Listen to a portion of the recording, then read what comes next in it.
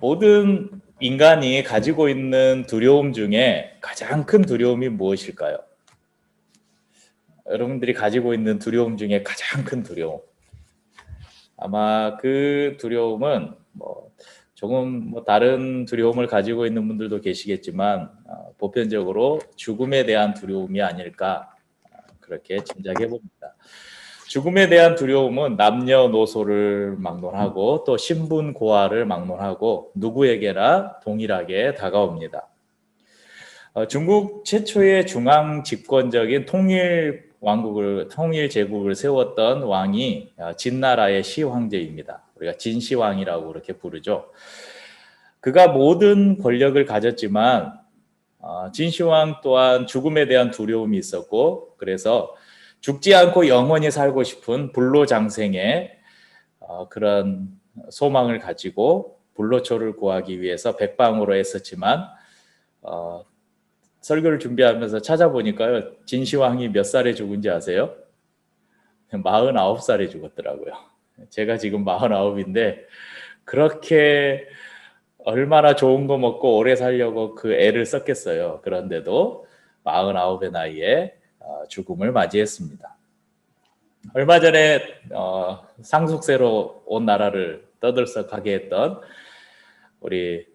우리나라의 최대 기업인 삼성그룹의 고 이건희 회장이 모아놓은 수많은 미술품, 자동차, 주식, 이 모든 것들 그 어느 것 하나 가져가지 못하고 78세의 나이에 죽음을 맞이했습니다. 아마 한 4년 전에 그 병원에 입원해서 그 이후에 그분의 생이 어떻게 됐는지 알지 못하니까 엄밀하게 따지자면 여기에서 아마 4년을 빼도 될 것 같습니다. 불로장생의 꿈이 비단 권력자나 또 재벌에게만 있는 바람이겠습니까? 자신의 의지와는 상관없이 인큐베이터 안에 누워있는 갓난아기나 아니면 그 소아과 병동에 가보면 그 어린 나이에 여러 가지 병에 걸려서 입원해 있는 그 아이들, 그 모든 사람들, 그 모두가 다 죽음을 두려워하고 할 수만 있다면 하루라도 더 살고 싶은 그런 간절한 바람을 가지고 있는 것, 이것이 바로 인간의 본능입니다. 어떤 값을 지불하고서라도 내가 영생을 얻을 수 있다, 아니 영생 말고 내가 1년만 더 살 수 있다, 아니 5년을 더 살 수 있다, 그러면 아마 자기의 전 재산이라도 팔지 않을까 그런 생각을 해봅니다. 영생에 대한 이 소망, 모두가 가지고 있는 소망이죠. 그런데 우리 성도님들, 우리가 이미 영생을 가지고 있다면 여러분 믿을 수 있겠습니까? 오늘 나눌 말씀의 결론과도 같은 구절이 13절입니다. 13절 말씀을 제가 다시 한번 읽겠습니다. 내가 하나님의 아들의 이름을 믿는 너희에게 이것을 쓰는 것은 너희로 하여금 너희에게 영생이 있음을 알게 하려 함이라. 자, 하나님의 아들의 이름, 곧 예수 그리스도를 믿는 우리에게 주님께서 오늘 이 성경의 말씀을 직접 기록해서 주신 그 이유가 무엇인가? 바로 우리에게 너희에게 영생이 있다, 너희가 영생을 가졌다는 것을 알게 하기 위함이라 말씀하십니다. 여러분 이제 이 말씀 듣고 이제는 우리 이제 죽지 않고 영원히 살 수 있겠구나, 얼마나 감격스럽습니까? 그런데 여러분 죽지 않고 진짜 영원히 살까요? 우리는 이것을 좀 이해하기 위해서 죽음에 대한 이해를 좀 해야 될 필요가 있습니다. 죽음의 사전적인 의미는 생명활동이 정지되어서 다시 원상태로 돌아오지 않는 생물의 상태, 이렇게 정의하고요. 의학적으로는 죽음의 시점에 대한 여러 가지 결례가 있습니다. 그렇지만 일반적으로 심장의 정지와 함께 일어나는 호흡과 안구의 운동 등 생명활동이 정지된 상태, 그것을 의학적으로는 죽음이라 이렇게 말합니다. 그런데 이런 죽음의 정의는, 사전적인 정의나 의학적인 정의는 육체적인 죽음에 대한 정의입니다. 성경이 말하는 영적인 죽음의 정의는 조금 다릅니다. 영적인 죽음이란 하나님과의 단절을 의미합니다. 오늘 성경이 말하는 영생, 오늘 우리에게 영생을 주셨다 할 때 그 영생은 우리의 육체에 대한 말씀이 아니라 우리의 영에 대한 말씀이라는 것입니다. 모든 육체는 그 근원이 흙이기 때문에 흙으로 돌아갑니다. 그것이 자연의 이치이고 또 하나님의 창조의 질서입니다. 그렇다면 육체는 흙으로 돌아가는데 우리의 영은 어떻게 되는가? 그럼 많은 사람들이 오해하는 것이 있는데, 사람이 죽으면 예수 믿는 사람의 영은 영원히 살고 예수 믿지 않는 사람의 영은 그냥 끝난다, 소멸된다, 이렇게 생각을 합니다. 하지만 예수를 믿지 않는 사람의 영도 소멸되지 않습니다. 그냥 소멸되는 것이라면, 여러분, 우리가 이 땅에 살면서 우리의 육체와 영이 그냥 80년 살고 완전히 끝나는 것이다, 그러면 그냥 마음대로 살다가 죽어도 되죠. 그런데 우리의 영은 소멸되는 것이 아닙니다. 성경은 분명하게 말씀합니다. 예수 그리스도 안에 있는 자에게는 죽으면 그의 영이 하나님과 함께 영생을, 예수를 부인하는 자들에게는 하나님과 단절된 영벌을, 영원한 형벌을 주신다고 말씀합니다. 모든 인간의 육체는 죽지만 영혼은 죽지 않습니다. 영생이냐 영벌이냐로 갈리는 것입니다. 영생은 하나님과 함께하는 삶이고 영벌은 하나님과 단절된 형벌입니다. 오늘 성경은 하나님의 아들을 믿는 우리 성도들에게 하나님과 영원히 함께 사는 영생을 약속해 주고 있습니다. 그런데 우리가 이 영생을 어떻게 믿을 수 있는가? 그러면 법적으로 어떤 사건의 진실을 확정하기 위해서 반드시 필요한 게 무엇입니까? 증거 또는 증인이죠. 증거나 증인이 없으면 아무리 이 사람이 정황상 앞뒤 관계를 따져서 이 사람이 그 죄의 이 사건에 대해서 범인이라는 그게 분명하더라도 증인이나 증거가 없으면 유죄를 인정할 수가 없습니다. 우리에게 영생을 주신다고 약속하셨는데 이것이 사실로 확정되기 위해서는 증인이나 증거가 필요합니다. 오늘 본문 9절은 그것을 말씀하고 있습니다. 9절에 보면요, 만일 우리가 사람들의 증언을 받을진대 하나님의 증거는 더욱 크도다, 이렇게 말씀하죠.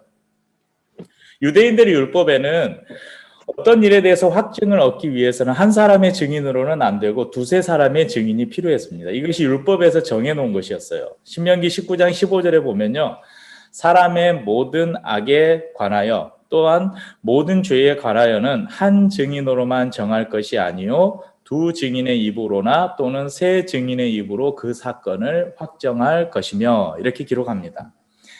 사람이 하는 증언도 이렇게 죄를 확정할 만큼의 무게를 가지고 있는데, 하물며 우리 하나님께서 증인으로 나섰을 때 그때 그 증언이 얼마나 확실하겠는가? 하나님이 하시는 증언이 무엇입니까? 9절 하반절에 말씀하시죠. 하나님의 증거는 이것이니 그의 아들에 대하여 증언하신 것이라. 하나님께서 그의 아들에 대해서 증언하신다는 것입니다. 그 증언의 내용이 무엇입니까? 11절에서 말씀합니다. 또 증거는 이것이니 하나님이 우리에게 영생을 주신 것과 이 생명이 그의 아들 아래 있는 그것이니라. 자, 하나님이 증언하시는데 그 증언이 그의 아들에 대한 증언입니다. 그 증언이 무엇이냐면 그 아들 안에 생명이 있고 그 생명을 통해서 우리에게 영생을 주신다는 것입니다. 하나님께서 우리에게 영생을 주시는데 그것을 어디에 담아주셨냐? 그의 아들 안에 담아서 우리에게 주셨다는 것입니다. 그래서 12절에는 이렇게 말씀합니다. 아들이 있는 자에게는 생명이 있고 하나님의 아들이 없는 자에게는 생명이 없느니라.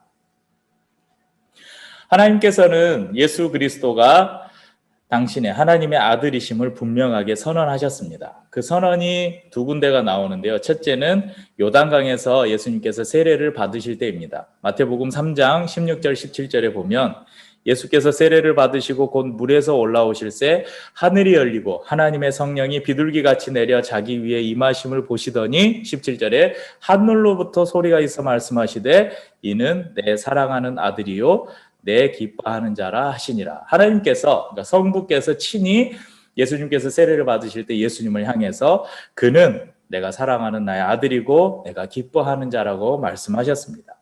두 번째는 변화산에서 예수님께서 기도하실 때 예수님께서 광채가 나면서 변화하시잖아요. 그 장면에서 마태복음 17장 5절인데요. 말할 때에 호련히 빛난 구름이 그들을 덮으며 구름 속에서 소리가 나서 이르되 이는 내 사랑하는 아들이요 내 기뻐하는 자니 너희는 그의 말을 들으라 하시는지라. 동일하게 예수님을 향해서 하나님께서 이는 내 사랑하는 아들이고 내가 기뻐하는 자라고 말씀하셨습니다.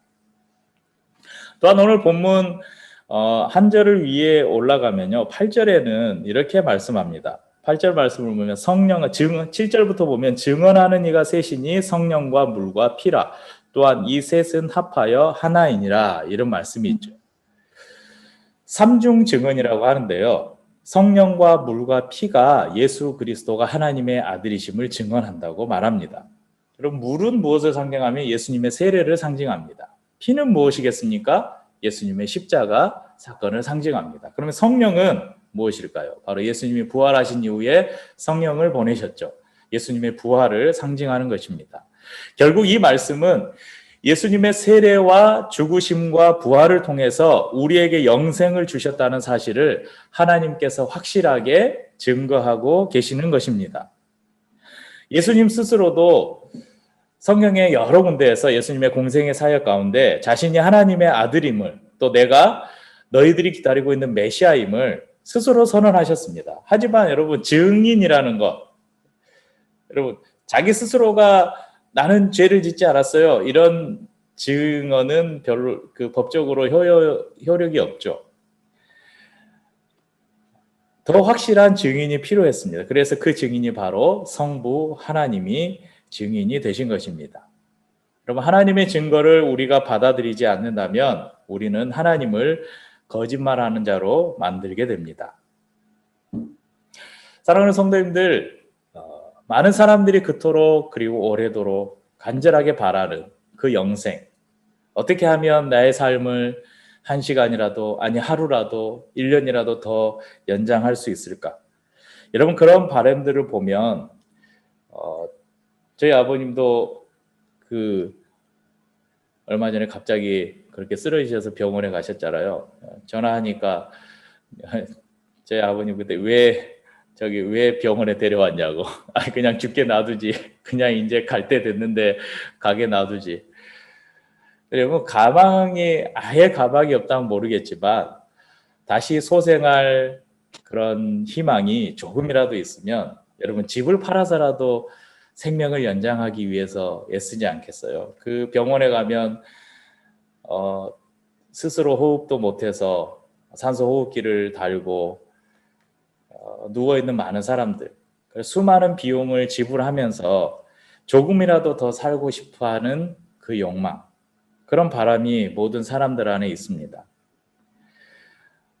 우리의 육체의 그런 삶들, 육체의 영원한 삶, 육체의 조금의 삶을 연장하기 위해서 우리가 그렇게 애쓰는데 정작 우리는 이 땅에서 잠깐 살다가는 그 삶에만 그렇게 목매달고 이 땅에서 육체의 삶이 끝난 이후에 우리의 영혼의 삶은 잊고 살아가는 게 아닌지 모르겠습니다. 우리는 많은 사람들이 그토록 바라는 영생을 가진 사람들입니다.